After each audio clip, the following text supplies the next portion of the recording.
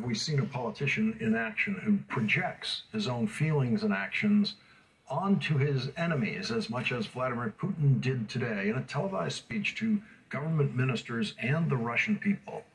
He spoke of the exasperation of the doomed. The exasperation of the doomed, which is what he has no doubt been feeling, but he aimed that richly descriptive phrase at the Ukrainian military forces. He said the war, which he called a special military operation, is going exactly as planned, and that Russian soldiers, quote, are doing all they can to avoid civilian losses in Ukrainian cities. The most vicious lie he told. He called the countries that are aligned against him, led by the United States, quote, an empire of lies. And he told the grotesque lie that Russia is fighting in its own, quote, self-defense. And Vladimir Putin admitted that the sanctions are working, saying, yes, it's hard for us right now. Russian financial companies, large enterprises, small and medium-sized businesses are facing unprecedented pressure. The new realities will require deep structural changes in our economy, and I will not hide it. They will not be easy. They will lead to a temporary increase in inflation and unemployment.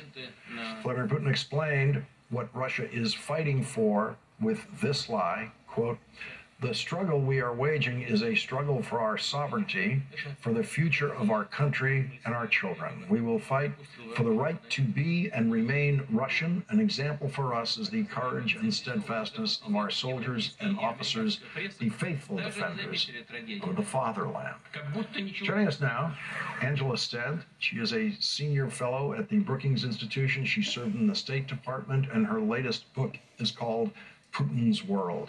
Thank you very much for joining us tonight. What did you take from Vladimir Putin's speech today? Well, it was a very belligerent speech. As you said, he accused the West of everything that Russia's doing.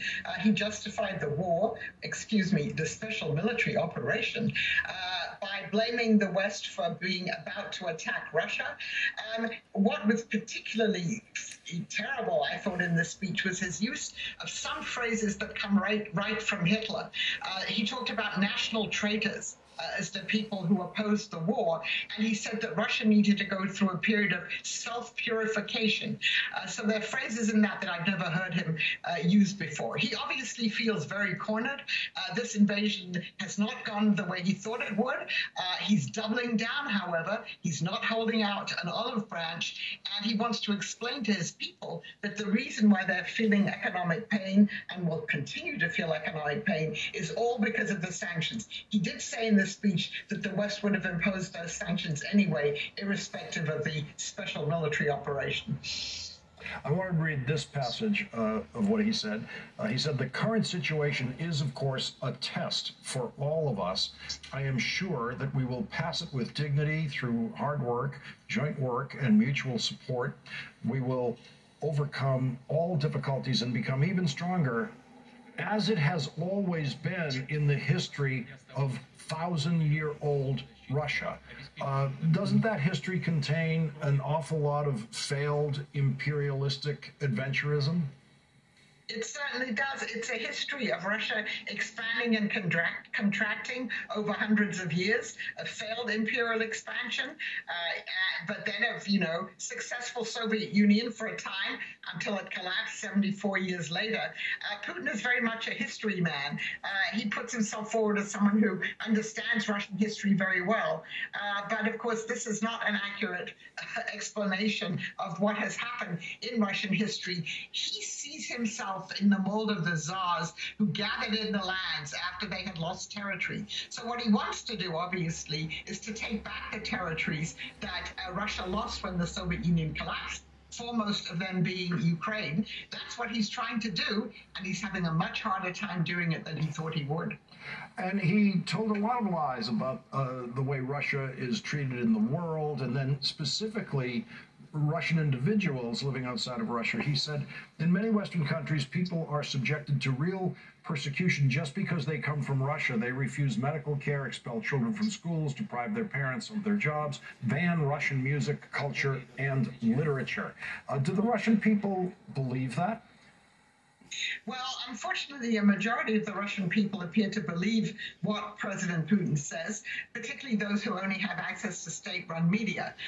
None of this happens to Russians abroad. I think it is true since the war broke out, you can read about some Russians who have been targeted by people in other countries, sort of blamed for what their country's doing.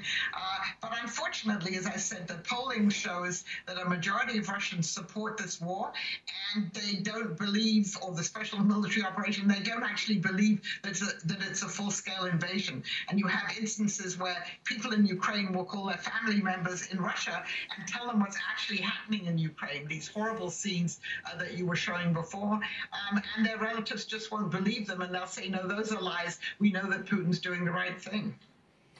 How surprised were you that Putin mounted this invasion? I think most of us were surprised that he mounted a full-scale invasion. I think most people expected that it would have been a more limited, quote-unquote, operation to just take all the territory in the Donbass, those two regions of southeastern Ukraine where the Russians have been fighting since 2014. Having said that, our intelligence agencies and people who are military specialists who looked at what the Russians were doing as they surrounded Ukraine, they actually believed that there would be a full-scale invasion. They didn't believe there was any other explanation for this huge amassing of troops with the equipment that they had there. And of course, they were right. But I think most people just couldn't believe that a totally unprovoked full-scale invasion of a sovereign country would happen in the year 2022, and it has. Angela Sten, thank you very much for sharing your expertise with us tonight. We really appreciate it.